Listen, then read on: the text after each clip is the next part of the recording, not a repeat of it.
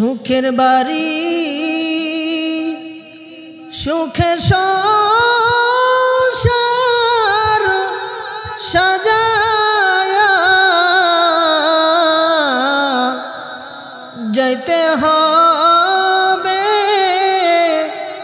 কবর দেশে চলিয়া।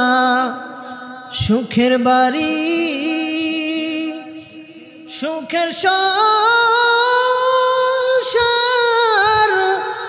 সাজায়া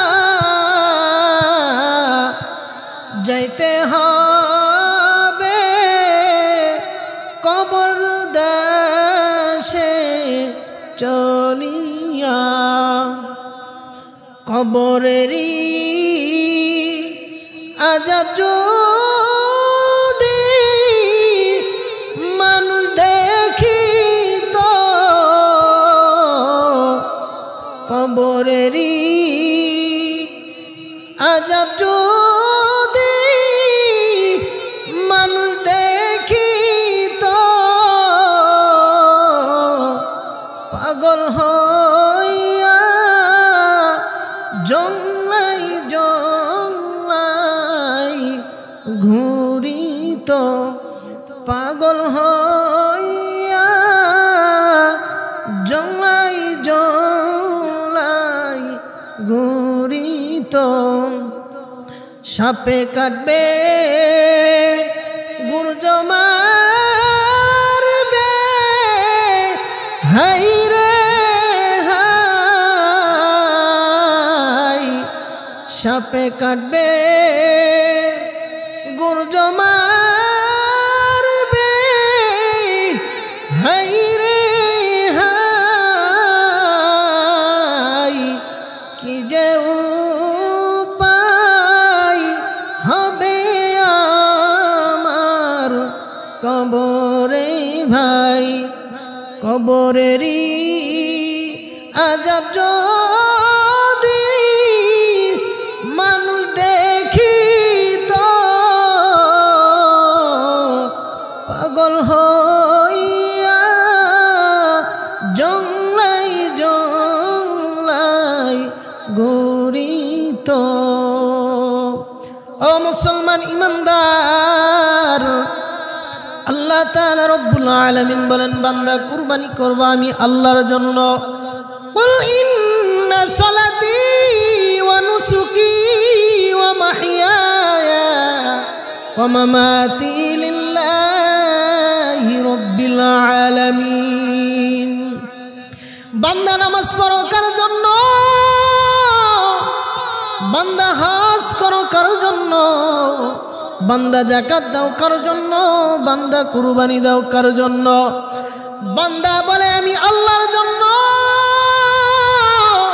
কুরবানির মাধ্যমে আমি আমার আল্লাহকে খুশি করতে চাই।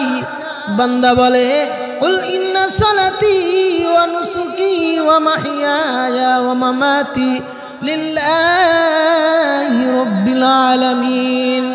এই কুরবানির পশুর মাধ্যমে, এই কুরবানির মাধ্যমে আমি আমার আল্লাহ, আমার সৃষ্টিকর্তা, আমার রব, আমার হায়াত দাতা, আমার রিজিক দাতা, আমার আল্লাহকে আমি খুশি করতে চাই। আল্লাহ তাআলা রব্বুল আলামিন বলেন, বান্দা কুরবানি দ্বারা যদি আমি আল্লাহকে খুশি করতে চাও, আমি আল্লাহ তাআলা রব্বুল আলামিন তোমার তাকওয়ার উপর ভিত্তি করিয়া আমি তোমার কুরবানির উপর খুশি হইব। বান্দা লক্ষ লক্ষ টাকা দিয়া গরু কিনা, পশু কিনা, আল্লাহর নামে কুরবানি দিয়া সারা বছর ফ্রিজের মধ্যে গোশত রাখিয়া খায় খায় খায়। আল্লাহ তাআলা রব্বুল আলামিন বলেন, আমি আল্লাহ বান্দার সম্পদের উপর ভিত্তি করিয়া আমি আল্লাহর বান্দার কুরবানি কবুল করি না।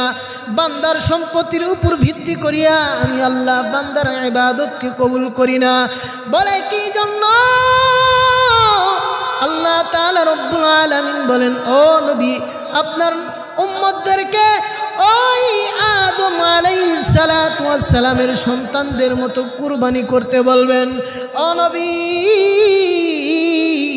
আপনার উম্মতদেরকে আপনি জানাইয়া দেন ওয়াতলু আলাইহিম নাবা আবনাই আদম বিল হক إذ قرب قربانا فتقبل من أحدهما ولم يتقبل من الآخر قال لا أقتلن قال إنما يتقبل الله من المتقين আল্লাহ তাআলা রব্বুল আলামিন বলেন ও বন্ধু আপনি আপনার উম্মতদেরকে জানাইয়া দেন আমি আল্লাহ তাআলা রব্বুল আলামিন শুধুমাত্র মুত্তাকিনদের কুরবানি আমি আল্লাহ পছন্দ করি আমি আল্লাহ তাআলা রব্বুল আলামিন বান্দার কুরবানির গোশত আমি আল্লাহ তাআলা দেখি না বান্দার কুরবানির রক্ত আমি আল্লাহ তাআলা রব্বুল আলামিন দেখি না ইন্নামা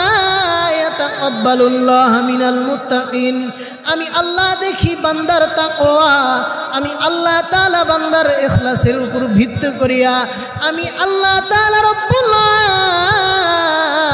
আলামিন বান্দার কুরবানিকে আমি আল্লাহ তাআলা রব্বুল আলামিন কবুল করিয়া নেই সাহাবায়ে কেরাম আল্লাহর নবী বিশ্ব নবী মুহাম্মদুর রাসূলুল্লাহ সাল্লাল্লাহু আলাইহি ওয়াসাল্লামকে প্রশ্ন করলেন ইয়া রাসূলুল্লাহ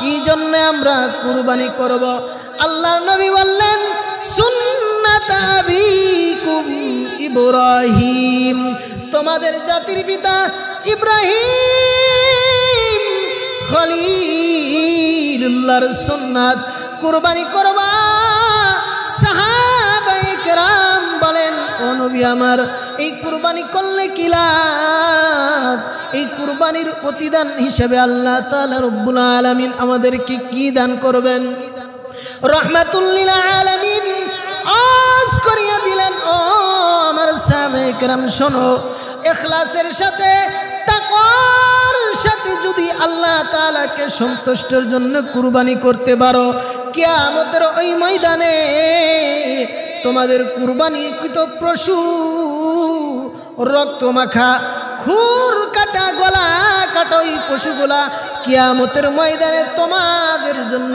সুপারিশ করতে থাকবে ও নবীর উম্মতের দল আজ আমার সমাজের মধ্যে কার চাইতে কে বড় গরু জবাই করতে পারে কার চাইতে কে বড় টাকা দিয়ে কুরবানি করতে পারে ও নবীর উম্মত তাকওয়া খুঁজিয়া পাওয়া যায় না কুরবানি না দিলে কেমন দেখা যায় কুরবানি না দিলে সমাজের মধ্যে চলা যায় না আমি একজন চাকরিজীবী আমি একজন ডাক্তার আমি একজন ইঞ্জিনিয়ার আমি একজন লক্ষপতি আমি একজন কোটিপতি কুরবানি না দিলে লোকে কি বলবে কুরবানি না দিলে আমার সন্তান অন্যের কুরবানির দিকে তাকাইয়া থাকবে ও নবীর উম্মত নিয়তটা যদি এমন হয় স্মরণ রাখো এই কুরবানি তাকওয়ার ভিত্তিতে না হওয়ার কারণে আল্লাহ তাআলা রব্বুল আলামিনের দরবারে পৌঁছবেন না ও নবীর উম্মত কুরবানি তো আল্লাহ তাআলা রব্বুল আলামিনের দেওয়ার জন্য আল্লাহ তাআলা রব্বুল আলামিনকে খুশি করার জন্য তাই যদি হয়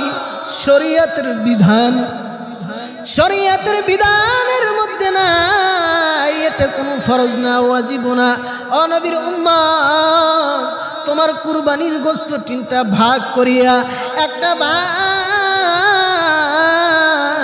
ওই যে গরিব যারা সারা বছরে গোশত খাইতে পারে না ভালো মন্দ চোখে দেখে না তাদের ঘর পর্যন্ত পৌঁছাইয়া দেওয়া ও নবীর উম্মত বড় বড় কুরবানি দিয়া ফ্রিজের মধ্যে ভর্তি রাখিয়া সারা বছর গোশত খাও অথচ পাশের বাড়ির লোকটা কুরবানি দিতে পারে নাই সন্তানের মুখে এক টুকরা গোশত উঠায় দিতে পারে নাই ও নবীর উম্মত ওই পাশের বাড়ির লোকটা আফসোস করে আল্লাহ যদি আমারে সম্পদ দিতা কত ধনী তোমার জন্য কুরবানি দিত আল্লাহ কত ধনী তোমার নামে কুরবানি দিয়েছে।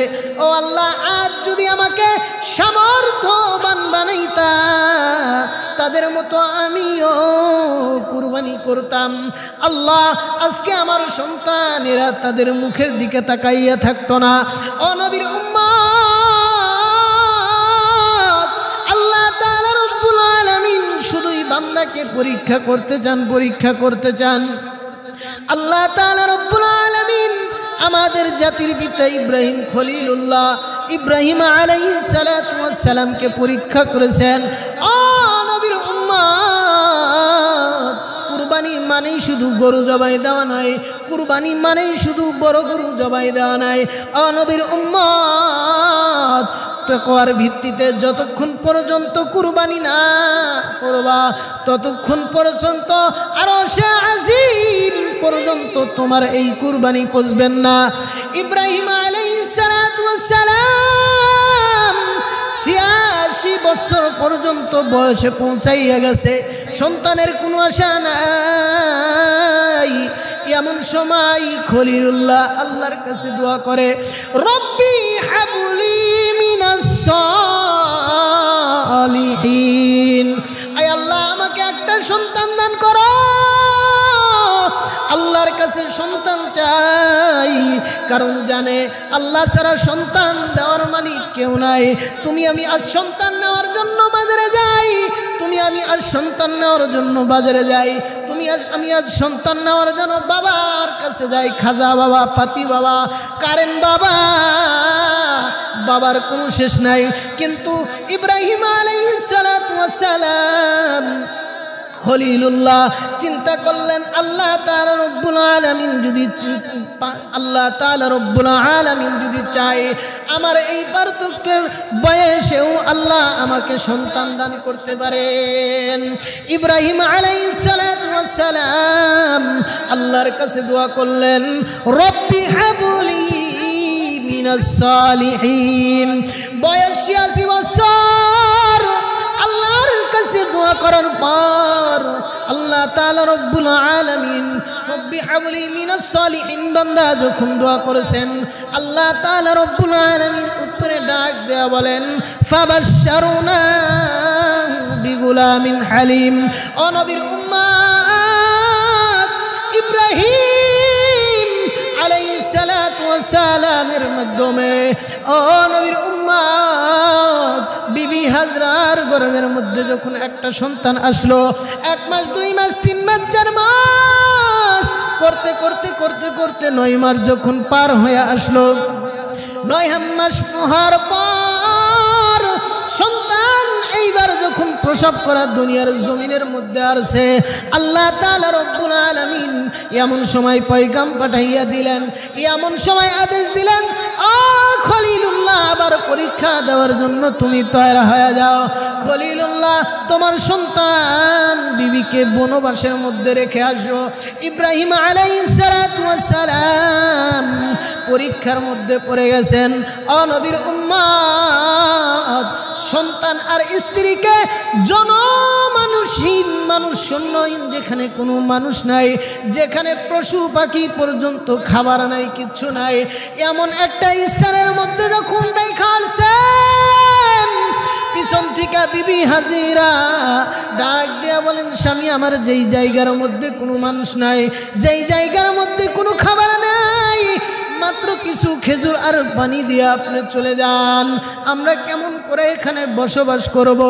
বারবার এমন প্রশ্ন করার পর হাজরা আলাইহিস সালাতু ওয়াস সালাম ডাক দেয়া বললেন, আমি একটা কথা জানতে চাই, এটা কি আপনারই কোনো কাজ নাকি এটা আল্লাহ তাআলার পক্ষ থেকে? ইব্রাহিম আলাইহিস সালাতু ওয়াস সালাম মাথা নাড়িয়ে জানিয়ে দিলেন, বিবি আমার, এটা হইল আমার রব, আমার আল্লাহর পক্ষ থেকে। বিবি হাজরা আলাইহিস সালাতু ওয়াস সালাম ডাক দেয়া বলেন, যেই আল্লাহর আদেশে এই কাজ করেছেন, আমার বিশ্বাস ওই আল্লাহ আমাদেরকে না খায়া রাখবেন না। ও নবীর উম্মত, ঘটনা অনেক অনেক লম্বা, শুধু বুঝানোর জন্য বলতে চাই, ও নবীর উম্মত, যতক্ষণ পর্যন্ত ইখলাস তোমার মধ্যে না থাকবে, যতক্ষণ পর্যন্ত তাকওয়ার ভিত্তিতে আল্লাহ তাআলা রব্বুল আলামিনের জন্য কুরবানি না করতে পারবা, ততক্ষণ পর্যন্ত তোমার কুরবানি আসমানের মালিক আল্লাহ তাআলা রব্বুল আলামিনের কাছে কবুল হবে না।